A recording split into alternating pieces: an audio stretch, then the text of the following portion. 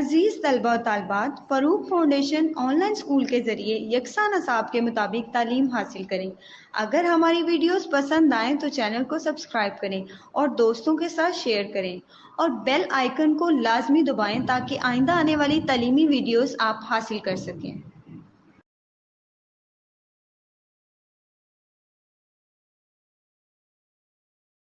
Class 9th. Students, if you listen and watch all these video lectures with full attentively, then hope so you will get excellent marks in the exams. मेरी parents से भी एक request है, वो अपने बच्चों को online learning के बारे में उन्हें अवेयरनेस दें ताकि बच्चे अपनी स्टडी को कंटिन्यू रख सकें। फ़ारूक फाउंडेशन ऑनलाइन स्कूल के तहत आप ग्रेड 1 से लेकर ग्रेड 10 तक हमारे इस यूट्यूब चैनल पर ऑल वीडियो लेक्चर्स मौजूद हैं। स्टूडेंट्स, मुझे उम्मीद है हमारे ये वीडियो लेक्चर्स आपके एग्जाम्स की प्रिपरेशन के लिए आपके लिए बहुत हेल्पफुल होंगे। हम डिस्कस कर रहे हैं chapter number 2 which is kinematics and आज हम डिस्कस करेंगे चैप्टर नंबर 2 के शॉर्ट क्वेश्चंस को। ठीक है, तो फर्स्ट जो हमारा शॉर्ट क्वेश्चन है वो हम डिस्कस करते हैं। तो स्टूडेंट्स, फर्स्ट जो हमारा शॉर्ट क्वेश्चन है 2.2, explain translatory motion and give example of various type of translatory motion. आपने ट्रांसलेटरी मोशन को डिफाइन करना है और उसकी वेरियस टाइप्स को भी एक्सप्लेन करना है। क्लियर? फर्स्टली हम लोग डिस्कस करते हैं ट्रांसलेटरी मोशन क्या है। ऐसा मोशन जिसमें कोई बॉडी या कोई ऑब्जेक्ट एक लाइन में मूव करे लेकिन विदाउट रोटेशन, बगैर रोटेट किए वो एक लाइन में मूव करे, तो इस तरह की हम लोग मोशन को कहते हैं translatory motion. Such type of motion in a body which moves along a line without any rotation, the line may be straight or curved. इसकी फर्दर 3 टाइप्स हैं। फर्स्ट है हमारे पास linear motion, second one circular motion and third one is the random motion. Linear motion ऐसा motion जिसमें एक body एक straight line में मूव कर रही हो, उसे हम कहते हैं linear motion. Clear? The motion of free falling bodies जो कि मतलब स्ट्रेट पाथ पे मूव कर रही है, आकार moving along the straight line just like. Circular motion basically क्या है? A stone stretch with a thread when wide it will move along a circular path, जो सर्कुलर पाथ पे मूव करे, जैसा कि एक टॉय ट्रेन है moving in a circular track पे वो मूव करती है, तो इस मोशन को हम लोग कहेंगे circular motion. Then random motion हम लोग कहते हैं बेतरतीब मोशन को, जैसे कि इंसेक्ट्स और बर्ड्स जब फ्लाई करते हैं तो उनकी जो मोशन है उसको हम लोग रैंडम मोशन का नाम देते हैं। Just like the smoke and the dust particle in air also example of the random motion. Clear students? Next हमारे पास शॉर्ट क्वेश्चन नंबर 2.3 है, differentiate between the following. First one is the rest and motion. एक object जो कि रुका हुआ है, मतलब कि वो अपनी पोजीशन में किसी किस्म का कोई चेंज नहीं आ रहा, तो हम कहेंगे कि वो ऑब्जेक्ट रेस्ट में है। सिमिलरली स्टूडेंट्स, मोशन क्या है कि अगर कोई ऑब्जेक्ट अब मूव कर रहा है, मतलब सराउंडिंग के हवाले से वो अपनी पोजीशन को चेंज कर रहा है, उसकी पोजीशन में चेंज आ रहा है, तो हम कहेंगे कि वो ऑब्जेक्ट मोशन में है, वो हरकत में है। फर्स्टली हम इनको डिफाइन करेंगे। If a body does not change its position with respect to surrounding when it is said to be in a state of rest. If a body continuously changes position with respect to surrounding then it's said to be in a state of motion. अगर कोई body अपने surrounding के लिहाज से अपनी position change नहीं कर रही होगी तो हम कहेंगे कि वो ऑब्जेक्ट रेस्ट में है। इसके अलावा अगर कोई बॉडी कंटिन्यूअसली अपनी पोजीशन चेंज कर रही है सराउंडिंग के लिहाज से, तो हम कहेंगे वो मोशन में है। नेक्स्ट वन हम लोगों ने डिफरेंशिएट करना है, differentiate between the circular motion and rotatory motion. अब ऐसा ऑब्जेक्ट जो एक सर्कुलर पाथ पे मूव कर रहा हो उसे हम कहेंगे circular motion. And rotatory motion क्या है कि अगर कोई बॉडी अपने एक्सिस के अराउंड रोटेट कर रही है तो उसे हम लोग कहेंगे रोटेटरी मोशन। किसी भी बॉडी का जो स्पिनिंग एक्शन होता है अपने एक्सिस के अराउंड, तो उसे हम लोग कहते हैं रोटेटरी मोशन। Clear students? अब फर्स्टली हम लोग इसको डिफाइन करते हैं। The motion of object in a circular path is known as a circular motion, just like the earth around the sun is also example of the circular motion. The spinning motion of a body about it axis is called the rotatory motion, just like the motion of ceiling fan. कि मतलब कि वो अपनी spinning axis के ही around move कर रहा होता है, जो सीलिंग फैन है। नेक्स्ट वन हमारा एक और डिफरेंस है, difference between the distance and displacement. Okay students, basically जो डिस्टेंस है और डिस्प्लेसमेंट है इनके दरमियान में अब हम लोग डिफ्रेंशिएट करेंगे। डिस्टेंस बेसिकली क्या है? डिस्टेंस है किसी भी पाथ की जो लेंथ होती है उसे हम लोग कहते हैं डिस्टेंस। द एक्चुअल लेंथ या total length between the two point is also known as the distance. और डिस्टेंस जो हमारे पास है स्केलर क्वांटिटी है, और the shortest distance between the two point is also known as the displacement. ठीक है, डिस्प्लेसमेंट जो हमारे पास है वो एक वेक्टर क्वांटिटी है, और इसको डिस्प्लेसमेंट को हम लोग रिप्रेजेंट करते हैं डी के साथ। मतलब डिस्प्लेसमेंट का मैग्नीट्यूड भी होता है और इसकी डायरेक्शन भी, जबकि डिस्टेंस को हम लोग रिप्रेजेंट करते हैं एस के साथ। अब हम लोगों ने difference between speed and velocity, एक यूनिट टाइम के अंदर कितना डिस्टेंस कवर्ड हो रहा है which is also known as the speed of body, और कितना डिस्प्लेसमेंट कवर हो रहा है एक यूनिट टाइम में, तो that is also known as the velocity of that body. तो स्पीड का फॉर्मूला है v is equal to S by T, मतलब distance divided by time. And that similarly velocity का फॉर्मूला है velocity is equal to displacement divided by time. और जो speed है वो हमारे पास एक स्केलर क्वांटिटी है, और डिस्प्लेसमेंट है वो हमारे पास एक वेक्टर क्वांटिटी है।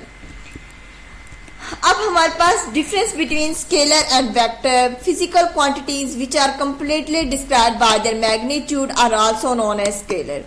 जिनको जस्ट हम मैग्नीट्यूड की मतलब के जरूरत पड़े उनको डिफाइन करने के लिए, उनको डिस्क्राइब करने के लिए, ऐसी क्वांटिटीज को हम लोग कहेंगे scalar quantities.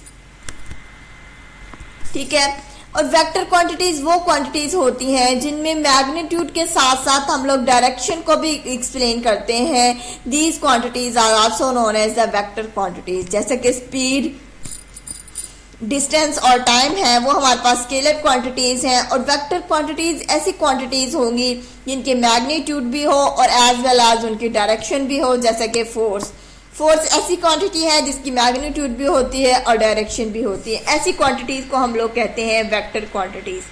I hope students आपको ये क्वेश्चन समझ आ गया होगा। नेक्स्ट वन हम लोग डिस्कस करते हैं, define the term speed, velocity and acceleration. हम लोगों ने स्पीड, वेलोसिटी और एक्सेलरेशन को डिफाइन करना है, इनके डिस्टेंस फॉर्मूलाज को डिस्कस करना है और इनके यूनिट्स को। क्लियर? तो स्पीड बेसिकली क्या है? The distance covered by an object in unit time is called speed. ठीक है, एक यूनिट टाइम में जितना उसने डिस्टेंस कवर्ड किया उसे हम लोग कहते हैं स्पीड। और स्पीड का फॉर्मूला है v is equal to S by t. तो स्पीड से यहाँ का फॉर्मूला आ जाएगा s is equal to v multiply by t.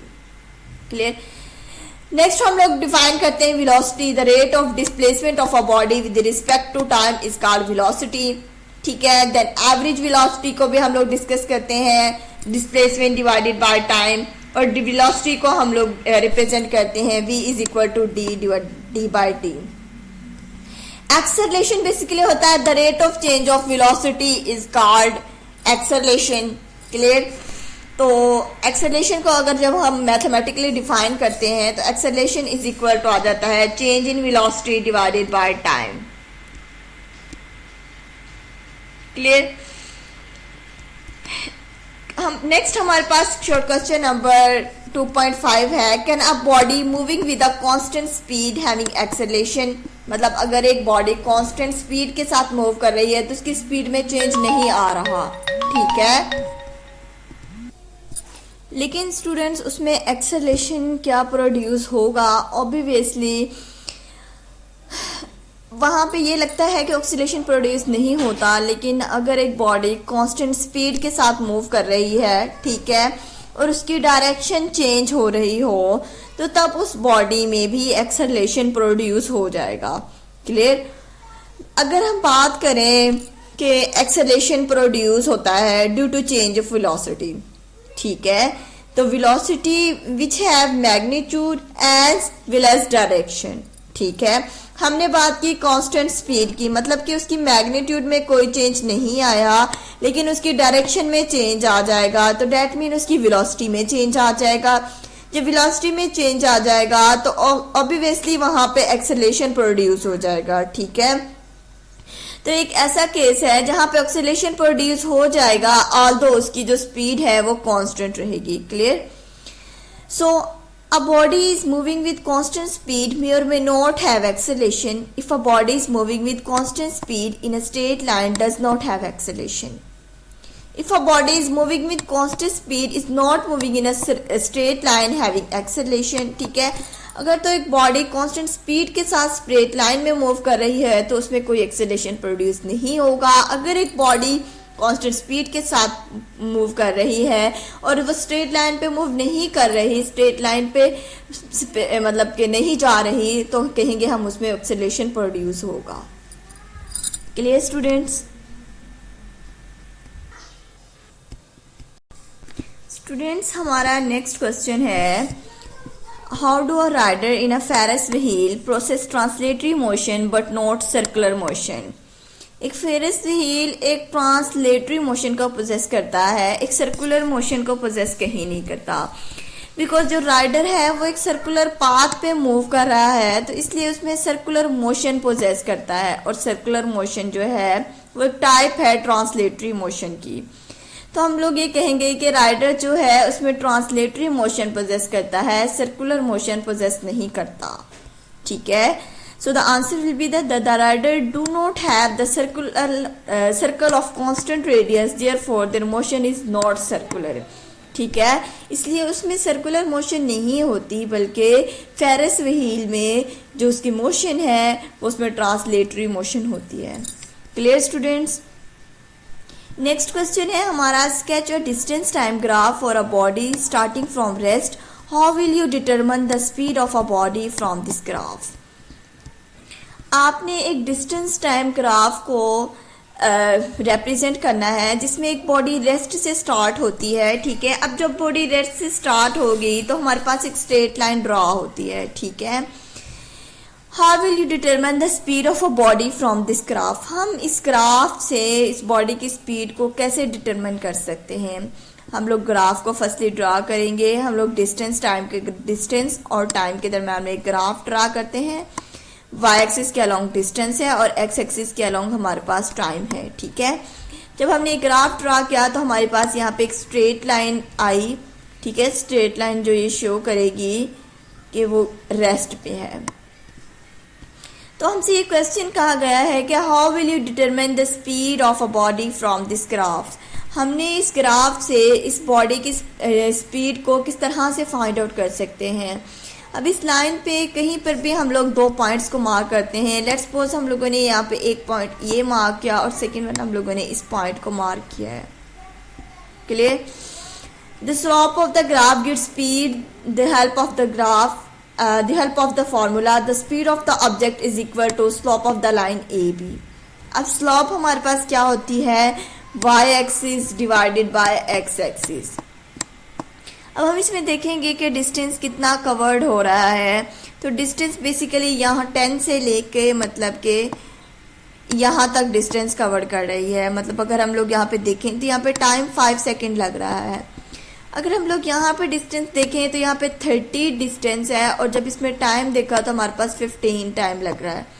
तो मतलब इतना टोटल बॉडी ने टाइम कवर किया। ठीक है, और इतना इस बॉडी ने डिस्टेंस कवर किया। ठीक है, अगर हम लोग देखें डिस्टेंस बिटवीन ई और एफ के दरमियान हम लोग डिस्टेंस को देखें तो हमारे पास वो आता है 20 मीटर। ठीक है, और अगर हम लोग टाइम को देखें तो टाइम ये हमारे पास अप्रोक्सीमेट बन रहा है 10 सेकेंड। ठीक है, 20 divided by 10, then answer will be the 2 metre per second. The speed found from the graph is 2 metre per second. ठीक है, तो इस तरह से हम लोग किसी भी ऑब्जेक्ट की स्पीड को फाइंड आउट कर सकते हैं ग्राफ की मदद से। Clear students? नेक्स्ट हमारे पास शॉर्ट क्वेश्चन है, what would be the shape of the speed time graph of a body moving with variable speed. ठीक है, एक ऐसा बॉडी जिसकी स्पीड वेरिएबल है उसमें हम लोगों ने स्पीड टाइम ग्राफ को शो करना है। ठीक है, when the shape of the velocity time graph is zigzag then the body is variable speed। ठीक है, अगर तो उस ग्राफ की शेप zigzag होगी तो हम लोग उसे ये डिटरमिन कर सकते हैं, हम लोग ये बता सकते हैं कि जो बॉडी की जो स्पीड है वो वेरिएबल है। Clear students? नेक्स्ट क्वेश्चन है 2.9 which of the following can be obtain from speed time graph of a body. First one is initial speed, second one is the final speed, third one is the distance covered in time t and fourth one is the acceleration of motion. इनमें से कौन सी quantities हैं हम लोग speed time graph से obtain कर सकते हैं. इनमें से ऑल क्वांटिटीज को हम लोग स्पीड टाइम ग्राफ से कर सकते हैं. हम लोग इनिशियल स्पीड भी फाइंड आउट कर सकते हैं, फाइनल स्पीड भी कर सकते हैं और distance covered in time t भी एज वेल एज हम लोग एक्सेलरेशन भी फाइंड आउट कर सकते हैं अगर हमारे पास उसकी वेलोसिटी में चेंज आ रहा है तो. क्लियर. तो हमारे पास जो 2.10 है, how we can vector quantities be represented graphically. Vector quantities को हम लोग ग्राफिकली रिप्रेजेंट करते हैं एक स्ट्रेट लाइन के साथ जिसमें एक एरो भी रिप्रेजेंट करता है और एरो रिप्रेजेंट करता है डायरेक्शन को और उस स्ट्रेट लाइन की जो लेंथ है वो रिप्रेजेंट कर रही होती है उसकी मैग्नीट्यूड को. Clear. So we can write the answer how we can vector quantities be represented graphically. Clear. A vector can be represented graphically by drawing a straight line with an arrow. ठीक है, एक हम लोग straight line लगाते हैं और उसके ऊपर एरो लगाते हैं. Arrowhead at one end. The length of the line tells the magnitude. और जो लेंथ है लाइन की वो हमें मैग्नीट्यूड बताती है और जो arrowhead है वो बताता है हमें डायरेक्शन के बारे में. ठीक है. Arrowhead give the direction of that vector. Clear students? हमारे पास नेक्स्ट क्वेश्चन है 2.11. How vector quantities cannot be added or subtracted like the scalar quantities. क्योंकि स्टूडेंट स्केलर क्वांटिटीज में जस्ट मैग्नीट्यूड होता है और मैग्नीट्यूड को हम लोग सिंपल अर्थमेटिक यूज के मुताबिक इसको ऐड और सब्ट्रैक्ट नहीं कर सकते हैं. तो हम लोग वेक्टर जो क्वांटिटीज हैं उनको हम लोग डिस्क्राइब करते हैं मैग्नीट्यूड और डायरेक्शन के लिहाज से. उनके डायरेक्शन के लिहाज से हम लोग ऐड और सब्ट्रैक्ट नहीं कर सकते. So write the answer. In addition of a vector, both magnitude and the direction are involved. Therefore, vector quantities cannot be added by simply method of scalar addition. तो हम लोग वेक्टर क्वांटिटीज को एक scalar addition के मुताबिक उनको add या subtract नहीं कर सकते. Clear students? स्टूडेंट्स अब हमारा नेक्स्ट क्वेश्चन है 2.10. How are the vector quantities important to us in our daily life. Vector quantities basically completely describe होती हैं by its magnitude and its less direction. अगर हम ऑब्जर्व करें हमारे डेली लाइफ में हर काम में डायरेक्शन आती है. अगर हम लोग किसी भी डेस्टिनेशन पर जाना है तो हमें एक स्पेसिफिक डायरेक्शन पे मूव करना होता है. तो बेसिकली हमारे हर काम में डायरेक्शन इन्वॉल्व है. तो डायरेक्शन क्या है? Vector quantities. तो हम ये कह सकते हैं कि हमारे डेली लाइफ में वेक्टर क्वांटिटीज बहुत ज़्यादा इम्पोर्टेंट हैं. सिमिलरली नेक्स्ट क्वेश्चन है हमारा 2.13 भी. In order to locate a place from a reference point, we will have to describe the distance and the direction of date place from the reference point. अगर हम लोगों ने किसी एक पोजीशन को लोकेट करना है तो उस रेफरेंस पॉइंट को जो हम लोग ले रहे हैं उसको बताने के लिए भी हमें डायरेक्शन की ज़रूरत पड़ती है. Description of a distance along with direction will make a vector quantity. Hence, by using vector quantities, we can describe the position of a body. हम vector quantities के थ्रू किसी भी बॉडी की पोजीशन को डिस्क्राइब कर सकते हैं. Drive equation of motion by uniformly acceleration and rectilinear motion. ठीक है, आप इसका आंसर लॉन्ग क्वेश्चन से भी याद कर सकते हैं और बुक से भी याद कर सकते हैं. Clear students? लास्ट हमारा क्वेश्चन है sketch a velocity time graph of a body from the motion of a body from the graph explaining each step. Calculate total distance covered by the body. हमसे यहाँ पे कहा गया है कि एक sketch a velocity time graph for a motion of the body. हमने एक वेलोसिटी टाइम ग्राफ स्केच करना है किसी भी बॉडी की मोशन पे. अब इस क्वेश्चन के आंसर को अंडरस्टैंड करने के लिए हम लोगों ने speed time graph topic discuss किया था. ठीक है, distance travelled by the moving object जो लास्ट केस था. इसमें हमने एग्जांपल नंबर 2.9 को भी डिस्कस किया था. 2.9 के अकॉर्डिंग हम लोग इस क्वेश्चन को भी सॉल्व कर सकते हैं. ठीक है, उस एग्जांपल से हम लोग इस क्वेश्चन को इजीली सॉल्व कर सकते हैं. ठीक है, तो फर्स्टली हम यहाँ पे देखेंगे कि total distance travelled is equal to area of the graph. Trapezium जो है हमारे पास, एक हम लोगों ने ट्रेपेजियम देख ली, ओ ए बी और सी, ठीक है, ये हमारे पास एक ट्रेपेजियम आ गई। इसके अकॉर्डिंग अब हम लोगों ने वैल्यूज लेनी है, ठीक है। ट्रेपेजियम की जो sum of the parallel side multiply by height, जो इसकी पैरेलल साइड्स हैं उनको हम लोग ऐड कर लेंगे और हाइट के साथ मल्टीप्लाई कर लेंगे। हाइट बेसिकली यहाँ पे हम लोग देखें तो हमारे पास हाइट की वैल्यू आ रही है 16, ठीक है, और जो पैरेलल साइड हैं उनमें हम लोग देख लेते हैं, हमारे पास पैरेलल साइड है 18 और 30, ठीक है। ये हमारे पास 18 और 30 पैरेलल साइड्स हैं, इनको हम लोग ऐड कर लेंगे और 16 के साथ मल्टीप्लाई कर देंगे तो हमारे पास टोटल डिस्टेंस कवर्ड आ गया, वो 384 मीटर आ गया। आई होप स्टूडेंट्स ये आपको शॉर्ट क्वेश्चन बहुत अच्छे से समझ आ गए होंगे। मेरी आपसे एक रिक्वेस्ट है, आप हमारे इस यूट्यूब चैनल को सब्सक्राइब कीजिएगा, लाइक कीजिएगा और शेयर कीजिएगा। Thank you so much students. अल्लाह हाफिज़।